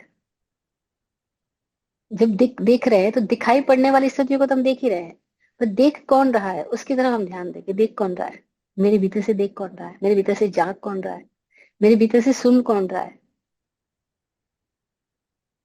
तो धीरे धीरे हम अपने आप को सुनने लगेंगे। अभी होता है कि हम बाहर से सुनाई जाने वाली बातों को सुन रहे हैं, लेकिन खुद को नहीं सुन रहे हैं। हमारे दिल की धड़कन इतनी करीब है हमारे, लेकिन हमको उसकी आवाज का कोई पता नहीं है। हमारे भीतर ब्लड पूरी टाइम गति कर रहा है और उसकी गति में इतनी आवाज भी है, लेकिन हमें उसकी आवाज का कुछ भी पता नहीं, क्योंकि उस दिशा में कभी हमारा ध्यान ही नहीं गया, है ना। तो डबल एरोड अटेंशन की प्रैक्टिस की जा सकती है। तो फिर जब हम खाना भी खा रहे हैं, बड़े प्रेम से खाना खाएं, और खाना कौन खा रहा है उसकी दिशा में भी ध्यान रखते जाएं। ये खाना कौन खा रहा है, ये सुन कौन रहा है, ये देख कौन रहा है। धीरे धीरे चलते हुए हमारा होश बढ़ने लगेगा, तो हम देखेंगे कि शरीर चल रहा है और मेरे भीतर कोई एक तत्व है जो उस चलने की क्रिया को देख रहा है। वो चल नहीं रहा है, वो चलने की क्रिया का साक्षी है, वो देख रहा है कि चल कौन रहा है। वो साक्षी है कि खा कौन रहा है, उसको देख रहा है। खा शरीर रहा है, लेकिन मेरे भीतर कोई एक साक्षी देख रहा है कि ये खाना खाया जा रहा है। इसके लिए हमें दो बातों का ध्यान रखना होगा। एक तो अपना अटेंशन अपनी दिशा में लाना, और दूसरा पूरा धैर्य पूर्वक देखना। क्योंकि हम इतने फास्ट हर काम करते हैं, हमारा धैर्य गायब हो जाता है। हम खाना भी खाते हैं तो फास्ट विचारों में खा जाते हैं, बोलते बोलते बातें करते करते खा जाते हैं। हम धैर्य से अपने आप की दिशा में अगर देखते जाएं देखते जाएं देखते जाएं, प्रैक्टिस से होगा, तो स्थिति आएगी कि फिर हम देखने वाले बन जाएंगे। और जब देखने वाले हो जाते हैं, बस तो उसको जागना कहते हैं। सिर्फ टू फिर वो एरोस, और भेद, भी एरोस हैं उसमें। हाँ, डबल एरोड अटेंशन की प्रैक्टिस करेंगे अपन, तो फिर बहुत सारे एरोस ऑटोमेटिकली आ जाएंगे। ऑटोमेटिकली फिर हम बहुत सारे डायमेंशंस को एक साथ एक्सप्लोर कर पाएंगे, और हम एक्सप्लोर करते हुए उससे अलग रह पाएंगे। तो एक भेद पैदा होगा, सेपरेशन डेवलप होगा। सेपरेशन किस में डेवलप होगा? जो कर रहा है उसमें और जो जान रहा है उसमें। क्योंकि जो जान रहा है वो कर नहीं रहा है, और जो कर रहा है वो जान नहीं रहा है। तो जो जान रहा है वो हम्म। करने वाले का रिस्पॉन्सिबिलिटी फिर लेगा, या फिर वो दोनों वो सेपरेट ही है? जैसी सेपरेशन पैदा हो जाएगा, फिर ये अर्थ खत्म हो जाएगा, हम्म, फिर रिस्पॉन्सिबिलिटी वाली स्थिति खत्म हो जाएगी। हम्म, अभी तो हम मूर्छित है, इसीलिए जो जानने वाला है ही नहीं, करने वाला ही है। हम्म, अभी मालिक तो सोया हुआ और मैनेजर ही सब कुछ कर रहा है। हम्म, तो फिर रिस्पॉन्सिबल कौन हुआ? मालिक हुआ, हम्म। क्योंकि मालिक तो सोया पड़ा है। लेकिन अगर मालिक जाग जाए, फिर मैनेजर जो कुछ करेगा तो मालिक समझ जाएगा, तो ऑटोमेटिकली रिस्पॉन्सिबल कौन होगा? फिर मालिक की प्रेजेंस में मैनेजर कुछ गड़बड़ी करेगा ही नहीं ना। अभी मालिक सोया इसलिए मैनेजर गड़बड़ी कर रहा है। तो मालिक जब प्रेजेंट ही हो गया तो गड़बड़ी होगी नहीं। तो देन रिस्पॉन्सिबल कौन हुआ? दोनों अर्थ में मालिक ही हुआ। हम्म। लेकिन जागा हुआ का स्थिति बदल जाएगी, और सोए हुए की स्थिति डिफरेंट है। और सोए हुए को भगवान ने प्रमाद बोला, जागे हुए को अप्रमाद बोला, जागृत बोला। और उन्होंने इतनी सुंदर परिभाषा दी। मैं एक बार परिभाषा देते हुए इस क्वेश्चन को पूरा करती हूँ, अगर समझ पाए तो कहते समझदार को इशारा काफी ना, word is enough for intelligent. तो जब उनसे पूछा गया कर्म क्या, तो उन्होंने एक ही बात कही, प्रमाद कर्म है, अप्रमाद अकर्म है। पमायम कम्म माहंसु अपमायम तहावरम। सूत्र कृतांग सूत्र में सूत्रार्थ है, प्रमाद ही कर्म है, यानी हमारी अजागृत दशा को ही कर्म बोला गया है। तो फिर उसको चाहे कर्म बंधन कह दो, मूर्छा कह दो, संसार कह दो, और जागृत दशा को ही अकर्म कहा गया। और जागृत का मतलब समझना, जहाँ सेपरेशन पैदा हो जाए, भेद विज्ञान आ जाए, ये भेद विज्ञान पैदा हो जाएगा, जानने वाला अलग है और जो कर रहा है वो डिफरेंट है। हम्म, जी। तो ये कंटिन्यूअस, ओके ठीक है, जब होगा तभी पता चलेगा। दूसरे क्वेश्चन पे आते हैं। जो आप चीज काफी स्ट्रेस करते हैं जानने वाला और मानने, जानने और मानने के ऊपर में, हम्म, तो मतलब दो तीन क्वेश्चन उससे अराइज होते हैं। एक तो कि फिर शास्त्र पढ़ने का, या किसी भी शास्त्र का, मतलब सिर्फ जैन शास्त्र नहीं, कोई भी शास्त्र पढ़ने का क्या फायदा, because it's an experience of someone else which they have written down, recorded in some manner. एक तो ये बात। दूसरा, क्या सुनना फिर मानना फिर जानना, मतलब सुनना क्या स्टार्ट नहीं है उस प्रोसेस का, कि पहले हम सुनते हैं कोई बात, फिर ही हम उसको अपने एक्सपीरियंस के कसौटी पे करने का ट्राई करते हैं कि वेदर इट इज वैलिड और नॉट वैलिड। और एक थर्ड बात आता है कि बहुत बार मानना इज अ शॉर्टकट टू जानना, इन अ वे कि हमारा लाइफ तो छोटा है, शॉर्ट एक्सपीरियंस है, तो सब कुछ एक्सपीरियंस करने जाएंगे तो may be this life will not be enough. So sometimes we, मतलब that's what human civilization to some extent is, कि हम, किसी ने अग्नि का आविष्कार किया, किसी ने बिजली का आविष्कार किया, तो अब हमको जब यूज करना होता है तो हम वापस से आविष्कार करने नहीं जाते उस किसी के नॉलेज के ऊपर में। हम मान रहे हैं कि मोटा मोटी they have figured out things और उसको ट्रस्ट करके कर रहे हैं। तो वैसे ही जब हम मानते हैं, तो मानना as a shortcut, it doesn't mean कि हम पूरा का पूरा उसको 100% ही ट्रू मान रहे हैं, लेकिन वो एक शॉर्टकट की तरह है कि उस पे बैंक करके, कि जैसे ये कॉन्वर्सेशन भी हो रहा है, तो हम्म, आइडिया इज कि somebody will listen to it, myself included, and use your experience and use your knowledge uh, to accelerate the process of realization. So मतलब मानना क्या 100% ही इनकरेक्ट है जिस तरह से हम लोग बोलते हैं, तो वो थोड़ा सा क्वेश्चन अराइज। जी जी जी। तो पहली बात आपकी थी कि क्या हम सुनना फर्स्ट प्रोसेस है। जी, सुनना है। सुनना पहला चरण है, क्योंकि हम सुनेंगे तभी हम उसके आगे बढ़ेंगे। अब सुनने के बाद में दो रास्ते खुलते हैं। हमने सुना, सुनी हुई बात को एज ए हाइपोथेटिकली हम मान करके उसके ऊपर एक्सपेरिमेंट की दिशा में चले जाएं, तो हम जानने की यात्रा पे चले गए। तो सुनने के बाद हमने उसको हाइपोथेसिस की तरह लिया, तो हाइपोथेसिस की तरह तो हमने उनको माना है, एज ए हाइपोथेसिस हमने माना है, बट एज ए कंक्लूजन हमने नहीं माना है, एज ए एक्सपीरियंस हमने नहीं माना है, हमने एज ए हाइपोथेसिस माना है। और साइंटिफिकली वे क्या है, टू लर्न टू नो, जानने और समझने का तरीका साइंटिफिकली क्या होता है कि सबसे पहले हम हाइपोथेसिस लेते हैं। तो शास्त्र और सूत्र का क्या रोल है, as a hypothesis they are valuable, as a hypothesis they are always valuable. क्योंकि हम हाइपोथेसिस थोड़ी पहले से हमने इजाद नहीं की है, ये हमको मिली है ना। उन लोगों का तो एक्सपेरिमेंट करके एक्सपीरियंस हुआ था, और एक्सपीरियंस को उन्होंने एक्सप्रेशन दिया था, वो आज हमारे लिए हाइपोथेसिस है। हम्म। हम इस बात को अच्छे से समझे। हम्म। महावीर ने कोई हाइपोथेसिस नहीं मानी, महावीर अपने आप की दिशा में गए, बुद्ध अपने आप की दिशा में गए।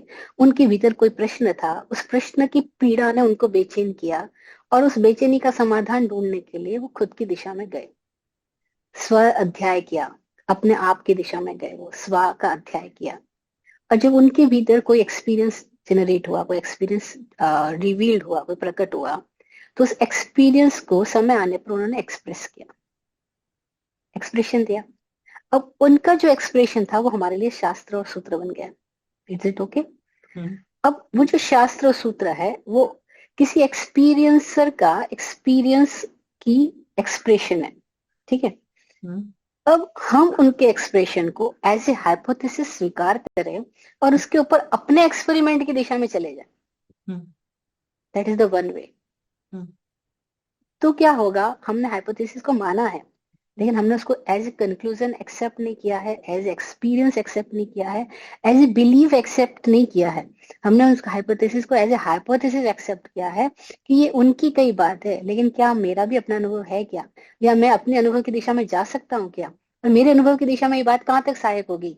तो मुझे हर एक सूत्र को अपने जीवन में अप्लाई करके देखना होगा। जैसे एक सूत्र है, निमित्त सदा निर्दोष है, तो मुझे अप्लाई करना होगा। तो फिर कैसी भी स्थिति आ जाए, मेरी जिंदगी के लिए मैं ही जिम्मेदार हूँ, मैं किसी दूसरे को रिस्पॉन्सिबल नहीं बोलूंगी। ऐसे भगवान का एक सूत्र है, जयम चरे, जागते हुए चलेगा तो कोई पाप नहीं है ना। हम्म, तो मैं क्या, मैं अपना अप्लाई करूं, मैं जागते हुए काम करूं मैं, हम्म, और जागते हुए करूंगी तो मैं जहां हूँ वहां हूँ, प्रेजेंट में प्रेजेंट रहना होगा मुझे। और नींद का मतलब क्या है कि मैं विचारों में खो गया, पास्ट फ्यूचर में चला गया, मैं प्रेजेंट में प्रेजेंट नहीं हूँ। अब मैं प्रेजेंट में प्रेजेंट हूँ, तो मैं बोलते हुए भी प्रेजेंट हूँ, मैं क्या बोल रहा हूँ। तो मेरी वाणी में कोई एडिटिंग की जरूरत ही नहीं होगी कभी, ना मुझे बाद में कभी सॉरी करने की जरूरत होगी, क्योंकि मैं होश पूर्वक बोला हूँ। लेकिन अगर मैं होश में नहीं बोला हूँ, तो मैं हर थोड़ी देर बाद में बोलूंगा, सॉरी प्लीज, सॉरी मेरा मतलब ये नहीं था, वो था, अरे भगवान की कसम मैंने ऐसा कहा ही नहीं था। ये सारी बातें क्यों बोलना पड़ रहा है, क्योंकि मैं अजागृत बोल रहा हूँ, और जागृत बोल रहा हूँ तो there is no need to say sorry, there is no need to say मिच्छामि दुक्कड़म, नो नीड टू से। मैं जागृत हूँ तो इसकी जरूरत ही नहीं होगी, है ना। ये अजागृति की सूचक है। तो मैं जो कर रहा हूँ उसमें मैं स्वयं उपस्थित रहूं, उसका नाम जागृति है। और जो मैं कर रहा हूँ उसमें मैं स्वयं उपस्थित नहीं हूँ, उसका नाम अजागृति। तो अगर मैंने एज ए हाइपोथेटिकली शास्त्र सूत्र को लिया, और उसमें एक एक कोई एक भी सूत्र अपने जीवन में 100% अपनाना शुरू कर दिया, हम्म, सारे सूत्र अपनाने की कोई बात जरूरत ही नहीं है। हम्म, कोई एक भी सूत्र हम ले लें जो हमें हमारे को समझ में पड़ा हो, हमारी माफिक पड़ा हो, और उसको हम, स्वामी विकास जी एक बात बार बार बोलते हैं, वो कहते हैं एक भी सूत्र को अगर टोटलिटी में अप्लाई करो, तो इंपॉर्टेंट चीज इज टोटलिटी। ऐसा नहीं कभी अप्लाई किया कभी नहीं। जैसे हम बोलते हैं हम जिम्मेदार है, लेकिन जब सुख आता है तो हम बोलते हैं हम जिम्मेदार है, जब दुख आता है तो बोलते हैं पड़ोसी जिम्मेदार है।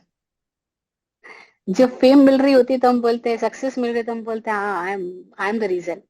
और जैसी फेलियर मिल जाती है, डिसफेम मिल जाती है, तो हम कहते हैं some other person is the reason. तो दैट इज नॉट टोटलिटी, है ना। हम्म, टोटलिटी का मतलब है फिर कुछ भी स्थिति हो जाए, I am responsible for my life, hmm, for every each and everything, फिर any aspect of the life. Hmm, तो जब टोटलिटी में हम लोग एक भी सूत्र अपनाएंगे, तो हमें सारे सूत्र अपनाने की जरूरत नहीं है। वो एक सूत्र सारे सूत्रों का दरवाजा खोल देगा। हम्म, वो एक सूत्र ही हमारी आंख खोल देगा, फिर आंख खुलने के बाद तो हमारे लिए सारे दरवाजे ओपन है। हम्म, आंख नहीं खुली है तभी तक हम भटकते टकराते, कभी इस दीवार से सिर फोड़ते, कभी उस दीवार से, कभी यहाँ दुख पाते, कभी वहां दुख पाते। आंख खुल जाएगी तो कोई दुख ही नहीं बचेगा, क्योंकि हमारे को दरवाजा दिखाई पड़ेगा, हमको कहाँ से निकलना है। We have clear vision for our life ना। फिर हम गड्ढे में गिरेंगे क्यों। तो स्थिति क्या है, scientific way of the learning क्या है, हम्म, पहले take a hypothesis, hmm, read this hypothesis, learn, listen, anything, hmm, any which way. फिर हम्म, हाइपोथेसिस के बाद आप प्रयोगशाला में जाओ, go to the library of the life, go to the library of your practical life और your daily practices, and hmm, then आप practice करो। और टोटलिटी में जब प्रैक्टिस करोगे तो you will get your experience, and then your experience will say कि what is the right and what is the wrong for you, that yeah, this hypothesis is correct or the not correct. Hmm, Your experience will say, your experience will prove, and your life is the proof of your experiment and experience. हम्म, आज महावीर की life proof है। महावीर के कान में कोई कीले भी ठुक जाता है तो उनको फर्क नहीं पड़ रहा है, बिकॉज ऑफ वो भेद विज्ञान जिसको वो कह रहे हैं, वो भेद विज्ञान उनके भीतर घटित हुआ है। तो वो देख पा रहे हैं, वो अनुभव कर पा रहे हैं कि कीले किसको ठोकी जा रही है, मैं तो कहीं दूर खड़ा शरीर को देख रहा हूँ। तो हम्म, अपने शरीर को अपने से दूर होकर देख पा रहे हैं ना। ये भेद विज्ञान, ये सेपरेशन उनमें आ चुका है, ये उनका जीवन प्रूफ हो गया है। और हमारी स्थिति क्या है, हम पूरी जिंदगी बोलते हैं हूँ आत्मा छू, आत्मा छू, मैं शरीर नहीं हूँ, मैं आत्मा हूँ। लेकिन जरा कोई इंजेक्शन लगा दे, जरा कोई कड़वी बात बोल दे, जरा कोई कांटा छुपा दे, जरा कैंसर आ जाए बॉडी के अंदर, जरा डायबिटीज बढ़ जाए बॉडी के अंदर, और हम चिल्लाने लग जाते हैं। तो हमारी चीख चिल्लाट बता देती है कि हूँ आत्मा छू कि शरीर छू। हम्म, तो हमारी कथनी करने में फर्क है, हम बोलते कुछ है, हम बोलते मैं आत्मा हूँ, मैं शरीर नहीं हूँ। लेकिन जब स्थिति आती है तो जीवन प्रूफ बन जाता है कि हम तो अपना को शरीर माने बैठे हैं, बोलने से क्या होता है, अनुभव में तो नहीं आया ना। तो मानने में अनुभव गायब है, जानने में अनुभव प्रमाण है। लेकिन जो इज इट ओके? वैभवशी जी, जो हाँ शास्त्र आपका। में बहुत सारा बात लिखा हुआ रहता है, जैसे कि हम्म। मतलब जो बहुत सारे प्रैक्टिसेस रिकमेंडेड रहते हैं, जैसे कोई डॉक्टर प्रेस्क्रिप्शन देता है उस तरफ से रिकमेंडेड रहता है, मे बी टू से कि मतलब जो सुनने में लगता है कि व्यवहार वाले बातें, कि वो प्रत्यक्ष मतलब they are not, they are to help you realise, but it doesn't mean that you will do it only after realisation. कि हम्म। जैसे कि बहुत सारा तप के बारे में लिखा हुआ रहता है, या फिर हाउसवर्क के बारे में लिखा हुआ रहता है, अपरिग्रह के बारे में लिखा हुआ रहता है, so that they help you, कि मतलब we are learning from the experience of others. कि जैसे आप बोले कि एक सूत्र जान लो और उसी को ही फुल्ली अप्लाई करो, लेकिन life hmm. Consist of many other events all together, and we might not have enough time to experiment with all possible things, possibly, मैं श्योर नहीं हूँ। लेकिन ऐसे लगता है कि कुछ कुछ चीज, हर चीज हम जानने मतलब करके जानने के बाद ही नहीं अप्लाई करते। काफी कुछ हम पहले से भी करते हैं, कि जैसे चोरी नहीं करना, तो चोरी कर लेंगे, कोई पकड़ लेगा, सालों तक जेल में रहना पड़ेगा, तो फॉर सेफ्टी रीजंस या for whatever reasons we don't go and कि हाँ ठीक है करके देखते हैं, या फिर हम पहाड़ से गिर जाएंगे और मर जाएंगे, तो we don't jump from the cliff to find out whether we'll die और नॉट। हम्म। थोड़ा बहुत समझ हम वहां पे यूज करते हैं अपना। तो वैसे ही कुछ कुछ चीजों को मानने से क्या हम अपने गति को बढ़ा सकते हैं, मतलब मानना can it be safe, not only as a hypothesis but also as a tool in our journey of realisation. ऐसा है ना, जहाँ लाइफ का एसेंशियल क्वेश्चन आएगा ना, वहां मानना काम आएगा ही नहीं। हम्म। अगर मेरा जीवन का प्रश्न चोरी है ही नहीं, तो चोरी के संबंध में मैं कुछ मानूं या ना मानूं फर्क नहीं पड़ता है। हम्म। लेकिन जो मेरे जीवन का प्रश्न है, अब मेरे जीवन का प्रश्न क्या, वहां मुझे जाना पड़ेगा। वे हम्म। डॉक्टर के पास बहुत सारी रेमेडीज है, लेकिन वो आपको कौन सी रेमेडी बताएगा जो आपकी बीमारी को ठीक करने के लिए जरूरी है। तो आपको डॉक्टर के पास इतने सारे प्रिस्क्रिप्शन है, इतनी सारी दवाइयां, उन सबसे कोई प्रयोजन नहीं है। आपको प्रयोजन क्या है, कि मेरी जो बीमारी डायग्नोज हो गई है डॉक्टर, उसके लिए आप मुझे प्रिस्क्राइब करो और मैं उसको फॉलो करूंगा, उससे मैं ठीक हो जाऊंगा। Is it okay? तो हम्म। ऐसे हर व्यक्ति को अपनी जर्नी में अपनी बीमारी पहचाननी होगी, कि मेरी बीमारी क्या है, मेरा क्वेश्चन क्या है। महावीर का क्वेश्चन डिफरेंट था बुद्ध के क्वेश्चन से। हम्म। पतंजलि का क्वेश्चन डिफरेंट था गौतम बुद्ध के क्वेश्चन से। गुरु गौरव का क्वेश्चन डिफरेंट था, नानक जी का क्वेश्चन डिफरेंट था, मीरा का क्वेश्चन डिफरेंट था। इन सबकी बेचैनी का पॉइंट अलग अलग था। तो उन्होंने अपने अपने पॉइंट की जर्नी करी। तो हमें सारे सूत्रों को ना मानने की जरूरत है, ना इनकार करने की जरूरत है। They are just formulas. हो हम्म। सकता है किसी की लाइफ के लिए वो रेमेडी, किसी की लाइफ के लिए वो रेमेडी हो। और किसी के लिए कायोत्सर्ग होगा, किसी के लिए अनशन होगा, किसी को नोदरी होगी, किसी के लिए भिक्षाचर्य होगी, किसी के लिए रस परित्याग होगा, किसी के लिए कुछ भी हो सकता है। तो मेरा क्वेश्चन क्या है, पहले मैं अपना क्वेश्चन तो फाइंड आउट कर लूं। और हम्म। हमारी दिक्कत क्या है, हमने इतने सारे प्रिस्क्रिप्शन रट लिए, पढ़ लिए, हाँ, लेकिन अपनी बीमारी क्या है वो हमने डायग्नोज ही नहीं की। तो हम तो बीमार की बीमार है। हम जहाँ बेचैन है, वो हमारी बेचैनी यथा स्थिति मौजूद है, और हमारे पास में आंसर्स के ढेर के ढेर है। There is no bridge hmm. Between our question and our solution. There is no bridge, because हमारा क्वेश्चन क्या, हम उसी को फाइंड आउट नहीं कर पा रहे। हम्म। स्वामी जी बोलते हैं भी जर्नी कब स्टार्ट होती है, किसी की भी जर्नी कब स्टार्ट होती है, जब पहले वो ये फाइंड आउट कर ले कि वो खड़ा कहाँ है और उसको जाना कहाँ है। भी हम गूगल में कोई भी मैप कब डालते हैं, जब हम पहले ये तो तय कर लेगा हमारा डेस्टिनेशन क्या है, फिर और गूगल सोच फाइंड सकते आउट कर लेता है कि तुम खड़े कहाँ हो, वहां से तुमको पॉसिबल भी बताता है ना। हैं। तो हमारी साथ दिक्कत क्या है, कि हम कहाँ खड़े हैं, हमें वो ही नहीं पता, और फिर हमें जाना कहाँ है वो भी नहीं पता। हमें बहुत सारे लोगों की बहुत सारी बातें पता है, किसी ने पुनर्जन्म बोला, किसी ने आत्मा बोला, किसी ने कर्म बोला, मोक्ष बोला, केवल ज्ञान बोला, हमने सारी बातें रट ली, हम्म। पढ़ ली, मान ली। हम्म। इससे हल क्या हुआ? ना तो हमें अपनी बीमारी पता, ना हमें उसका इलाज पता।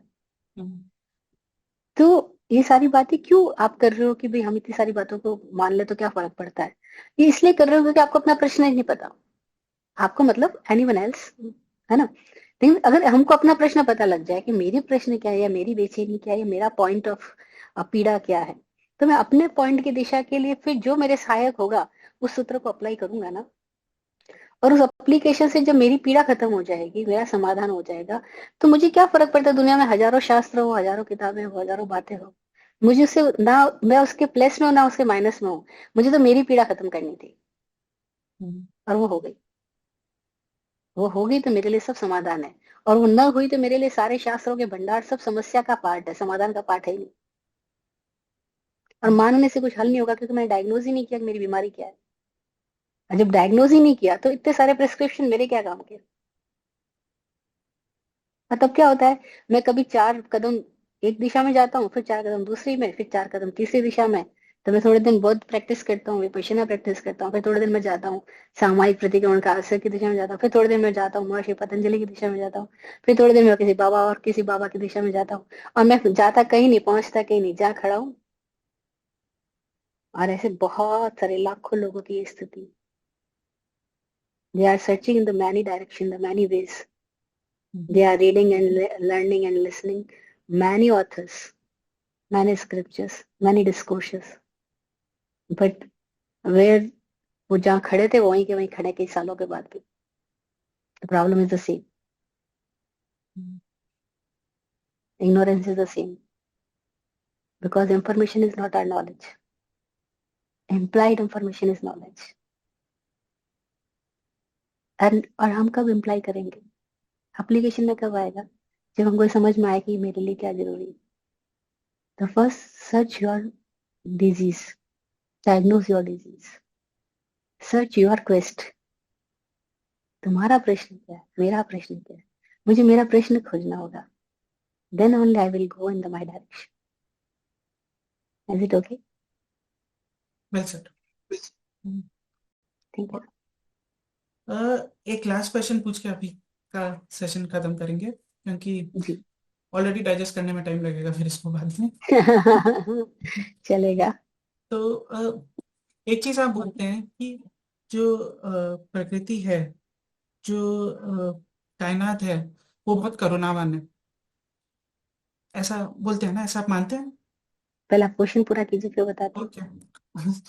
कि मतलब प्रकृति बहुत करुणावान है, तो फिर ऐसे लगता है कि अगर if the existence is compassionate, then why do plants have to die out of thirst? कि अगर कभी सूखा पड़ता है तो वो, अगर एक पौधा है वो दिनों तक, हफ्तों तक, महीनों तक प्यास, पानी के लिए इंतजार करता है, और फिर उसको पानी नहीं मिलता और मर जाते हैं। या फिर कभी किसी गांव में बाढ़ आते हैं तो सब जानवर एक दूसरे से अलग हो जाते हैं, गाय बछड़ों से अलग, और भी जानवर एक दूसरे से अलग, माँ बच्चे अलग हो जाते हैं। तो how is that explained? Means individual के लिए तो नहीं डिस्कस करें, क्योंकि इंडिविजुअल का अपना कर्म या अपना जो भी जर्नी है उसके कारण वो हो सकते हैं, बट इन अ ग्रुप और in a like organise systemic manner, कि जब सूखा पड़ता ही है, कि 2 साल में, 4 साल में बिहार में जगह जगह पे हर साल 2 साल में बाढ़ पड़ता है, तो अ, अगर करुणावान है अस्तित्व, तो फिर ऐसा क्यों देखने मिलता है? पहला स्टेटमेंट, क्या अस्तित्व करुणावान है? तो जैन सूत्र, आचार्य सूत्र की मैं बात करूं, महावीर की वाणी की, तो ये नहीं कह रहा करुणावान है, वो कहता है कि एवरीथिंग इज इन ऑर्डर। लोगम च आणाय अभिसमेच्छ अकुतो भयम, सूत्र ये है आचार्य का, जो ये कह रहा है कि पूरा जो लोक है वो इन ऑर्डर है। आणाय, आणाय मतलब इन आज्ञा में है, इन ऑर्डर है, स्वचालित है, और अपने आप में न्यायपूर्ण है। तो अपने आप में न्यायपूर्ण है, इसलिए यहाँ करुणावान या क्रूरता दोनों एस्पेक्ट नहीं है। वो जो है सो है। वो किसी के फेवर में नहीं है, किसी के डिसफेवर में नहीं है। ओके। अस्तित्व, अस्तित्व न्यूट्रल है, निरपेक्ष है, निष्पक्ष है। जैसे सीढ़ियां निष्पक्ष है, कोई से चढ़ना चाहे चढ़े, कोई से उतरना चाहे उतरे। हवा निष्पक्ष है, कोई सांस लेना चाहे ले, कोई छोड़ना चाहे छोड़े। अस्तित्व पूरा ही निष्पक्ष है, निरपेक्ष है। लोगम च आणाय अभिसमेच्छा अकुतो भयम। इस पूरे लोक को तू आज्ञा में जान, इन ऑर्डर समझ ले, तो तेरे को कोई भय का कारण ही नहीं बचेगा। जो कुछ हो रहा है वो न्यायपूर्ण है, तो फिर घबराहट क्यों, डर क्यों, चिंता क्यों, बेचैनी क्यों? ये आचारांक का सूत्र, पहली बात। ये महावीर की वाणी। तो मैंने महावीर की वाणी के सूत्र को आपको एज इट इज पेश किया। अब आपके क्वेश्चन को लेते हैं। आप कह रहे हो कि ये जो हम इंडिविजुअल घटना की बात नहीं कर रहे, हम ग्रुप की घटनाओं की बात कर रहे हैं, but there is no group in the existence, in the reality each and everything is individual. Hmm. अगर कहीं सूखा भी गिर रहा है, जैसे सूखा और बाढ़ की बात छोड़ता हूँ, मैं एग्जाम्पल लेते कोरोना का। अब कोरोना हुआ, कितने लोगों की कमाई रुक गई, कितने लोगों ने करोड़ों कमा लिए, कितने लोग मर गए, तो कितने लोगों की बॉडी ठीक ठाक हो गई, क्योंकि because of corona they are very cautious about your health, about their health, and they become healthy. तो there is a situation, but उस सिचुएशन में सारे लोग ना तो सूखे में मरते हैं, ना बाढ़ में जीते हैं। सारे लोग ना बाढ़ में मर जाते हैं, ना जी जाते हैं। This is situation. उस सिचुएशन में कौन अपनी इंडिविजुअल इम्यूनिटी के बेस पर जी पाएगा या मर जाएगा, वो उसकी अपनी इम्यूनिटी पे ही डिपेंड करेगा। कोरोना पे डिपेंडेंसी नहीं है हमारी मौत या जीवन, ये हमारी इम्यूनिटी पे डिपेंड था, है ना। हम्म। तो हमने अपने इम्यूनिटी को डेवलप करने के लिए काम करें, या हम कोरोना को भगाने के लिए काम करें। तो हम्म। हम में से हम बाढ़ को नहीं हटा सकते, हम सूखा को नहीं हटा सकते, कोई एक अर्थ तक, कोई एक लिमिट तक, ठीक है, कुछ एक लिमिट तक हम हटा सकते हैं, क्योंकि हम प्लांटेशन करते हैं, हम इसीलिए तो करते हैं प्लांटेशन की, या बारिश हो गए, हम इसीलिए तो बहुत सारी चीजें करते हैं कि कैसे सारी सिचुएशंस एकदम नेचर में व्यवस्थित रह सके। हम्म। तो हम अपने इंडिविजुअल लेवल पे ही सारी जिंदगियों को जी रहे होते हैं। हम जो भी घटना देखते हैं कि बाढ़ हुई, इतने लोग मर गए, तो इतने लोगों का कर्म था क्या, सब व्यक्तिगत था। ये सामूहिक बात नहीं है, दिखता सामूहिक है, होता व्यक्तिगत ही है। क्योंकि जब आग लग जाती है जंगल में, तो सारे पेड़ नहीं मर जाते, हम्म। कोई मर भी जाते हैं, कई जल भी जाते हैं, कोई बच भी जाते हैं, है ना। भूकंप आ जाता है तो कोई सारे प्राणी नहीं मर जाते हैं, कोई भूकंप में लेकिन भी अधिकतर सर्वाइव कर बहुत जाते सारे के साथ में ऐसा हो जाता है, जैसे कैलिफोर्निया में हैं। अभी पेड़ हाँ। जले थे तो हजारों लाखों एकड़ एक साथ जले थे, या फिर जब न्यूक्लियर जी बॉम्ब जी। हुआ था हिरोशिमा में, तब हाँ, हजारों लोग मारे थे और काफियों के जन्मों जन्म मतलब जनरेशंस तक उसका इम्पैक्ट देखने को मिलता है। बिल्कुल तो बिल्कुल हुआ। वहां पे लगता है कि it's not an individual which is getting affected, it's a group which is getting affected. हाँ, दिखने में ग्रुप है, लेकिन होता इंडिविजुअली है। हम्म। और इसको एग्जाम्पल से समझो, जिसको हम समूह कह रहे हैं, उसमें जिसको हम समाज कह रहे हैं, जैसे एग्जाम्पल हम कहते हैं जैन समाज है, तो हकीकत में देयर इज अ पर्सन ना। भाई अस्तित्वगत रूप से समाज का कोई अस्तित्व है क्या? It's a group of individuals. अस्तित्वगत रूप से तो व्यक्ति का ही अस्तित्व है ना। हम्म। समाज तो हमने एक नाम दे दिया, ग्रुप का नाम दे दिया। और ग्रुप कहाँ से जनरेट हुआ? जब हमने देखा कि भाई एक ही कमरे के अंदर 5,000 लोग इकट्ठे हो गए, तो हमने कह दिया ये 5,000 लोगों का जैन समाज है, श्वेतांबर समाज है, दिगंबर समाज है, XYZ, कुछ भी हमने समाज नाम दे दिया। बट उसमें से एक व्यक्ति को निकाल के पूछा जाए कि तुम व्यक्ति हो या समाज हो, वो क्या रिप्लाई करेगा? वो कहेगा I am individual, I am not society. दूसरे को निकालो, तीसरे को निकालो, 5,000 को एक एक करके निकालो, पूछो, सेम क्वेश्चन पूछो, एवरीवन इज इंडिविजुअल ना। तो व्यक्ति का तो अस्तित्व है, हम्म। समाज का अस्तित्वगत अस्तित्व नहीं है। समाज एक भ्रम है, जो हमने व्यक्तियों के समूह को नाम दे दिया कि ये समाज है। हम्म। ऐसे ही हमने घटनाओं के समूह का नाम दे दिया कि ये घटना घटी और हजारों लाख करोड़ लोग मर गए। लेकिन अगर हम अस्तित्वगत रूप से जाएं, तो हर एक व्यक्ति व्यक्ति व्यक्ति आएगा उसके अंदर, और हम्म। व्यक्ति मात्र जिम्मेदार है, और वो अपने अपने लिए जिम्मेदार है, और हम सब अपने लिए जिम्मेदार है। और हमारी सबके भीतर के सिस्टम अलग अलग है, और हम अपने सिस्टम के प्रति कॉन्शियस नहीं है। दिक्कत सारी कहाँ आके खड़ी हो जाती है कि हम अपने ही सिस्टम के प्रति कॉन्शियस नहीं है। हम कुछ भी खा पी लेते हैं, फिर उटपटांग खाते हैं, बीमार हो जाते हैं, फिर हम उस बीमारी का नाम कुछ भी दे देते हैं, फिर हम कहते हैं मौसम में कारण है बीमारी का। भाई मौसम तो सबके लिए है ना, सर्दी हो रही है तो चारों ओर हो रही होगी, गर्मी हो रही है तो बहुत सारे लोगों को अफेक्ट कर रही है, लेकिन क्यों हम ही बीमार हुए? हम्म। क्योंकि हमने अपने सिस्टम के प्रति हम कॉन्शियस नहीं रहे। अदरवाइज हमें पता लगता है गर्मी हो रही है तो हम वैसे ही अपना आहार पानी चर्या सब बदल सकते हैं, सर्दी हो रही है हम वैसे ही अपना भोजन पानी विवेक सब बदल सकते हैं, but we are not aware about our self. तो अगर हम बहुत बड़ी घटनाओं की बात छोड़ दें, हम अपने जीवन की छोटी छोटी घटनाओं के साथ अपनी जिम्मेदारी लेना शुरू कर दें, तो हमारी अवेयरनेस हमारे में चेंजेस लाएगी। और तब हमें पता लगेगा कि अस्तित्वगत व्यक्ति का ही अस्तित्व है, समाज का समूह का कोई अस्तित्व नहीं है। समाज समूह हमारी भ्रम से, हमारी कल्पना से पैदा हुआ है, हमारे हमारी धारणाओं से पैदा हुआ है, यहाँ कह दो हमारी मान्यताओं से डेवलप हुआ है, और हमने मान्यता के कारण इनका नाम रख दिया है। घटनाओं में भी ऐसे ही नाम रखा, व्यक्तियों में भी ऐसे ही नाम रखा। घटनाओं में हमने सूखा बोल दिया, बाढ़ बोल दिया, लेकिन सूखा भी सबके लिए सूखा नहीं है, और बाढ़ भी सबके लिए बाढ़ नहीं है। किसी को इतना पानी रिक्वायर है, उसके लिए वो बाढ़ नहीं है, किसी को इतना पानी रिक्वायर्ड नहीं है, उसके लिए बाढ़ है ना। किसी को इतना सूखा रिक्वायर्ड है, उसके लिए नॉर्मल है, किसी को इतना सूखा रिक्वायर्ड नहीं, उसके लिए सूखा है। तो उस समय क्या किया जा सकता है?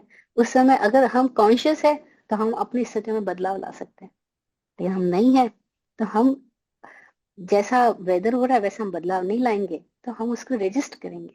फिर रेजिस्टेंस का इफेक्ट आएगा, पॉजिटिव या नेगेटिव किसी भी अर्थों में आएगा। Is it okay? Hmm. Okay, अभी लास्ट 2 मिनट बचा है। Yes yes please. Final question कि आप आजकल क्या ध्यान का अनुसंधान, क्या एक्सपीरियंस, क्या एक्सपेरिमेंट्स कर रहे हैं ध्यान के विषय में, और आप अभी शायद ऋषिकेश में हैं, हाँ, अभी हम ऋषिकेश में हैं। तो कुछ आप अगर उसके बारे में बताना चाहें, और आप क्या ज्ञान का एक्सपेरिमेंट, ध्यान के एक्सपेरिमेंट्स कर रहे हैं। हम ऋषिकेश में है, हमने ये 1 महीने का पूरा 1 मार्च से 31 मार्च तक का मेडिटेशन रिट्रीट रखा है। तो everyone anyone can join us. यहाँ पे हर कोई आ सकता है। यहाँ पे ओशो के ध्यान की विधियां जो स्वामी जी ने अपने अनुभव से जानी है, क्योंकि उन्होंने 100 से अधिक विधियों को अपने एक्सपेरिमेंट किया और एक्सपीरियंस किया है। तो उनमें से कई सारी विधियों का यहाँ पे प्रयोग होता है समय समय पर। सुबह दोपहर शाम अलग अलग टाइम पे अलग अलग तरह के प्रयोग होते हैं। उनमें नाद ब्रह्म है, ओमकार ध्यान विधि है, डायनेमिक ध्यान है, कुंडलिनी है, और बहुत सारे अलग अलग प्रयोग होते हैं। तो इन सब के जो लोग अनुभव कर चुके हैं उनको तो बहुत लोगों को पता है कि ये कैसे कैसे प्रयोग होते हैं। अदरवाइज कोई भी एक प्रयोग आप चाहो तो अपने लाइफ में अपना सकते हो। आदित्य, तुमने तो नाद ब्रह्म का प्रयोग किया है बैंगलोर में हमारे साथ में, तो यू नो वेरी वेल। और कभी शायद ओमकार का भी प्रयोग किया है, हम्म, तो ओमकार नहीं किया, अच्छा नाद ब्रह्म किया है। हम्म, तो ऐसे बहुत सारी अलग अलग ध्यान की विधियां हैं। तो हम समय समय पर बहुत सारी विधियों का अनुसंधान कह सकते हैं, मतलब एक्सपेरिमेंट कर सकते हैं, हम लोग करते हैं, और हमारे साथ जो लोग होते हैं वो भी करते हैं। ओके, जी, जय हो। ठीक है। थैंक तो यू आदित्य। बहुत अच्छा लगा ये बात करके। ये सब क्वेश्चंस हम्म, प्राइवेटली छोटे छोटे मैं पूछते रहा हूँ, अभी ऑर्गेनाइज वे में हम्म, सब पूछा, और शायद ऑनलाइन डालने से और भी लोगों को फायदा होगा। मुझे भी सुन के समझना पड़ेगा पूरा। अभी तो जस्ट सर हिला रहा था बहुत बार, पूरा अच्छे से सुनूंगा समझूंगा तब जाके कुछ कुछ चीज शायद अंदर तक जाएगा, और कुछ नए बहुत क्वेश्चंस भी आ अच्छा। सकते हैं। जी जी, नए क्वेश्चंस के लिए भी और पुराने क्वेश्चंस के लिए भी, I am always welcome all of you. और ठीक है। And thank you Aditya for this session, और फॉर दिस सेजल जी को प्रोग्राम। भी एक धन्यवाद कर देता हूँ, उन्होंने पहली बार डायरेक्ट आप तक से परिचय कराया था, तो इफ हाँ, you watch it later, my gratitude. Okay. Thank अच्छा।